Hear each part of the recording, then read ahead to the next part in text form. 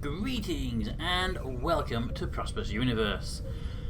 So it's been a couple of, about a week for me since the episode was last recorded, and that's because I've been trying to complete a couple of orders. So I've done a bunch of custom orders, and that's given us a load of money to buy stuff. We've got a lot of fuel here, we've got a load of iron ore, a lot of iron, we've got a load of PG in. So I've been spending the money on stuff, resources that we actually need for stuff.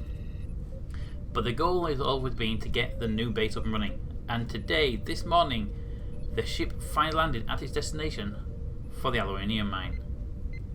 So, let's have a quick nosy. We go to our flight. See two things. One, I have the space kayak sat out at Katoa, and it has currently got 190 SF in it, sublight fuel. It's not a lot, but I'm currently trying to sell my water over there at 25, which is way below normal price. Normal price is between 30 and 40, so hopefully it'll sell soon. And I can buy some sublight fuel and then ship that back for our use. We're going to be needing a fair amount of it coming up soon. And it's a decent price over in Katoa, it's just getting materials over there to sell. So that's the first thing. The second thing is our overship, the Ranalobian. We go to a flight again. The Ranalobian is now landed with all supplies. Yes. All the supplies on Bertha. So we are going to set up our base there now. Remember Bertha, it's the one with aluminium and nitrogen, and we're going to be getting the aluminium because we want that aluminium in the in our base for the PP2 we're going to be building very shortly. So let's get that all up and running. So that was a mistake, I should have left it open. Alright, so we'll start by saying build the base here, and then we'll pop up the base down here. So start a base there we go, we have a base. Nice and simple. We have a base. Alright, view the base. Look at the base, it's amazing. It's got nothing in it. But I did bring other resources with me. So, what we have to do now is close that window, keep that one open. We need actual proper base window for the new base now. So we have the base window here. And this is going to be base Prometer. Ooh. Too long. Oh, prom it is. There we go. So we're going to need another one of these just for this this building. So we're going to want a new. Can I duplicate? No. No, it needs to be called one base, and the place is called. Can I even get its own name into question? Maybe it might cut it short when I post it. Yeah, it's too long. Okay, well in that case, I'm just going to call you ALO because I know where it is, so. Mine? No. I was hoping. ALO for now, and I'll maybe rename it later on. Alright, so first thing we're going to want to do is have the inventory of this location in there. So I need to be able to access the inventory quickly if we're doing a building and stuff. We're going to want the buildings one. Nope, not the buildings one, the construct one. Go there. We're going to want over this side. We're going to want the. Where are you hiding? Population. Population one wants to go there, and no, that's the wrong one. And I want to split you in vertically. So I want you want the population in the bottom half with this particular screen here, which is my current populations. Is that actually what I got on the other one? It's basically what I got on the other one. I didn't realise I got it almost exactly the same. Cool. Alright, so just keep an eye on this particular base. Now, we're going to move all the stock from the ship to here, so we are good to continue. So let's bring up the flight screen, get the Ranalobian, who is here, and move all of your stock into the base. Because then we can start building all the additional buildings we're going to be needing. I brought a lot of coffee, which isn't needed, but I had excess, so I brought it over. PWO and coffee probably won't be being resupplied to space, but you never know, it might happen. Okay, so they're all prepped and ready. Now, based on my calculations, which may be wrong, but I did check them like 18 times, so hopefully they're not. I should be able to build, is it one or two so I'm going to need 2 HB1s, and I should be able to build 3 extractors. So let's build a HB1, Pioneer Hab, build it. Pioneer Hab, build it. Okay, that's the Pioneer Hab's done. 2 Pioneer Habs, we have 200 capacity right now. Then, under resources, we should be able to get 3 extractors if I calculate this correctly. 1, 2, 3 extractors, and not a single piece of resources left over than my consumables. Nice. That means I got it up and running, and yes, the base is functioning. Perfect. Right, I will need to create a brand new sheet in here to run the materials and costings for the Bertha base, but we'll do that when a bit later on. But let's go and look at production. Now, production. Hi. You need a rename as well because you're production from, which I can't do. Prod from. There we go. And I need a new production screen.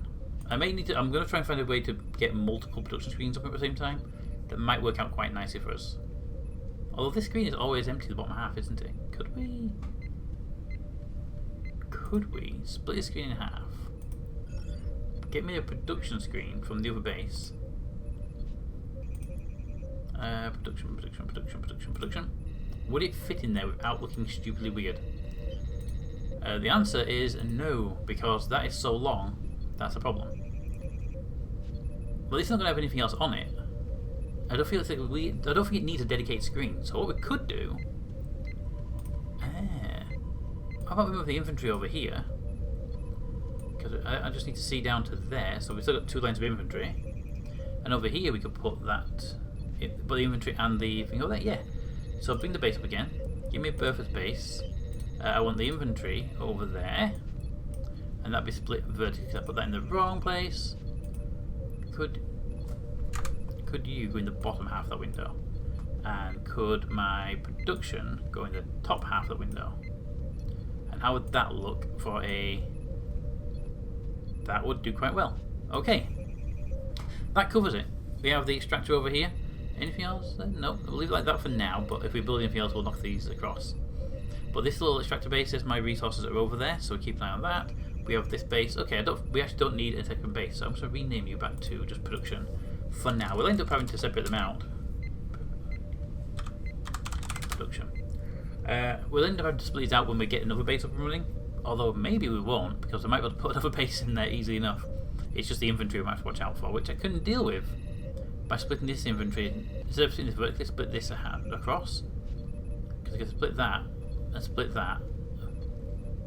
That might be able to do that now actually before. So what I'm thinking, say we do that, split it that way, move that inventory across, split that one across, and move that inventory across. Get rid of both of these windows, like that. And what you've got now is these are independent sliders horizontally, but they share the same vertical slide. See? And since this is only ever doing one thing, I don't need to see the bottom of that queue. So I keep like that, and that'll do fine. And if we bring in another base, we can split this one and this one in half again. And that will work out. We don't actually need this inventory, it's just there useful for keeping an eye on food levels and stuff. But I should be keeping an eye on those in a better way. I would prefer to leave it like that, so just go down them, but every time I reset the browser, it puts it back to that again. It's kind of irritating. Anyway, let's get the extractor up and running. The extractor will have only one option, aluminium. And how many can you make in a day? I'm just curious. You can do in one day, which is basically that one, 3 notches, 14 a day. There we go. So they're doing roughly a day, it's 23 hours, but they want 10 hours more, so they're up and running now. So in each day, we'll produce, each one of these can produce 14. So if we were to put that through our system, it is 22, what's that actually, give me a date, give me a single one. 11 hours 29, just want to see what you do. So we can do 7 every 11 hours equals 11 hours 29, plus 29 times 11 times 60 plus 29. Okay, so that's the number of hours, minutes. Take that value of 24 times 60 is a day, equals that divided by that. That's a 0.74 a day. 7 with 3 of these units, so it'll be that times 3. So 21 every day. Okay. 21 every 0.4 of a day. So we're going to take that by 24 equals that times 24. So 11 production runs a day. So we'll just run to 11 production runs. No, don't round it. So that, and the ship can hold, which I keep a calculation over here, a ship can hold of ALO 296. Alright, so 296. Ignore me numbers, it's all over the place at the moment, it's a spreadsheet. So, if I were to take that and divide it by 21, it's 14 runs. So in almost, we should be able to fill the ship every day nearly. Is that right? If we do it 7 at a time, 3 extractors means 21 per day. But that's per day. So in 14 days, that's what my calculation is. That's my method.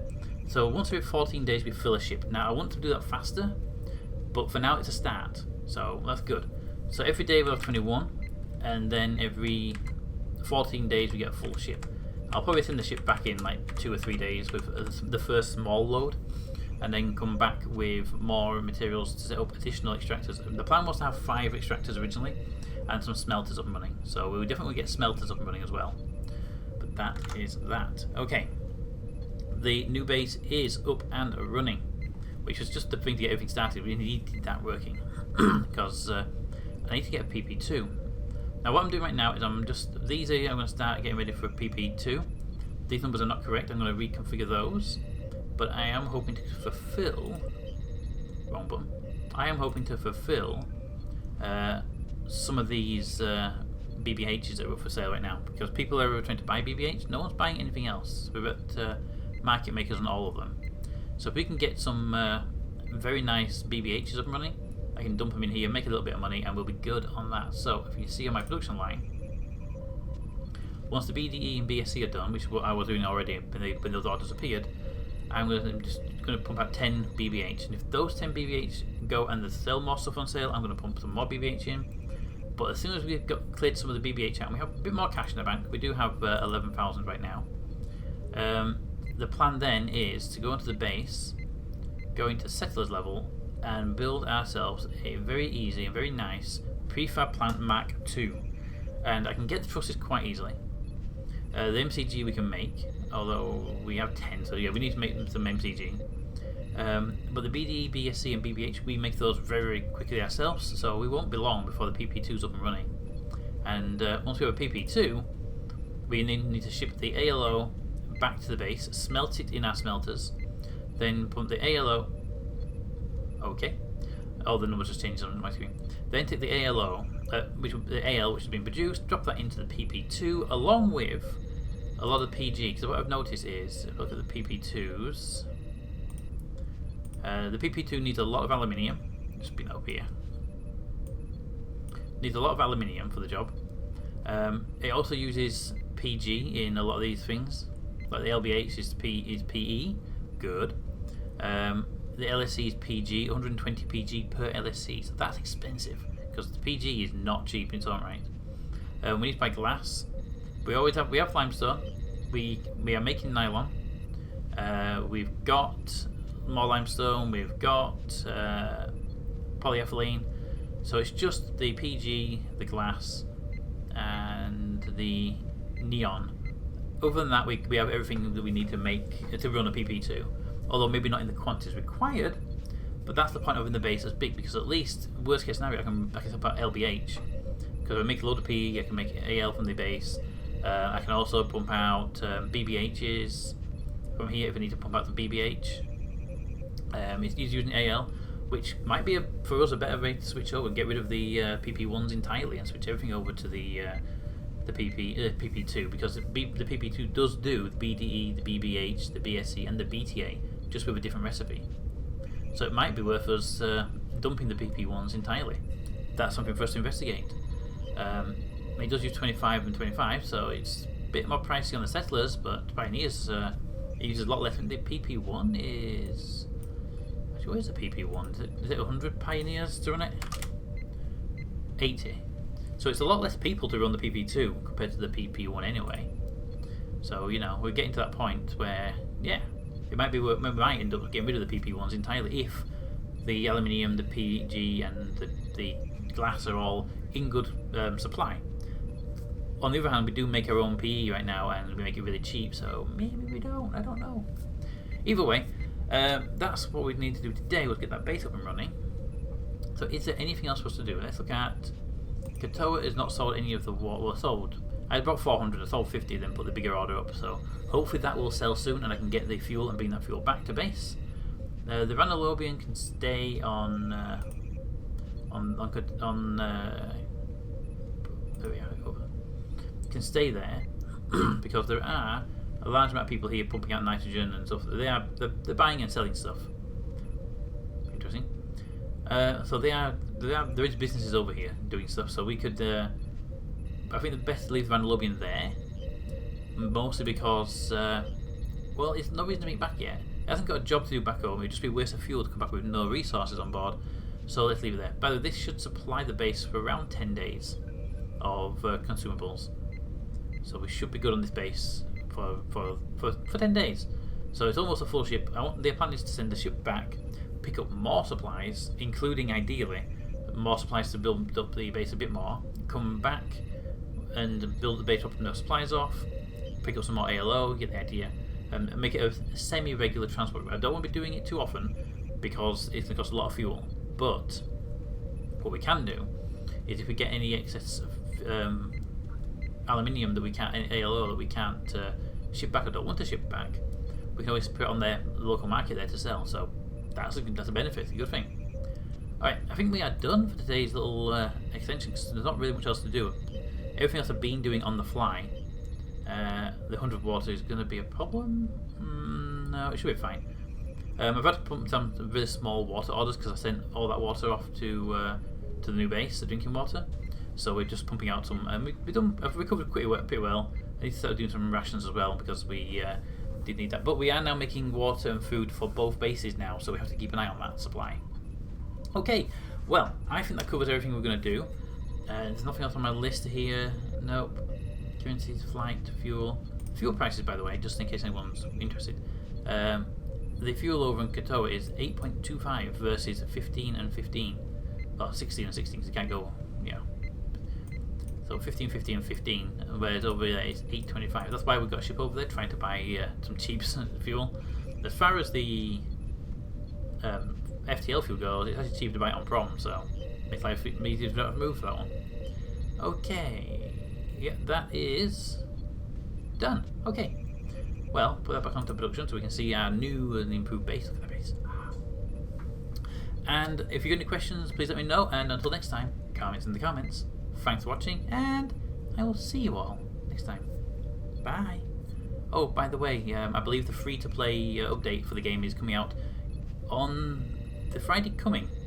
So if you're looking at the game and think it's interesting, go check it out now, basically, because by the time the video comes out and everything else, it'll be this Friday that I believe, if my numbers are correct and my guess and my reading information is correct, and the video hasn't been delayed or released early, it will be this Friday that the free-to-play update comes out. So please do go play it, and if you do play it, send me a DM within the game or drop into the Discord server and say, hey, how you doing? Because I always like to see you guys, especially if you're playing games I'm playing as well.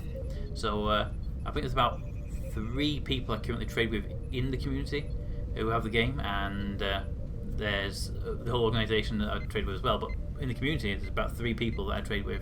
So I like to do more and more of that. So if you do have the game, if you get the game on the free-to-play edition even, drop onto Discord and send me some messages, or send me some DMs via the comms tab at the bottom here, and then you find my name there, hit contact user, and then start a conversation, and that will basically let me know you're going to have a chat, and it can be buying some stuff off me, or we can just have a chat, ask you questions, anything like that. Either way, I'm all good. But anyway, I'll see you all next time. Bye.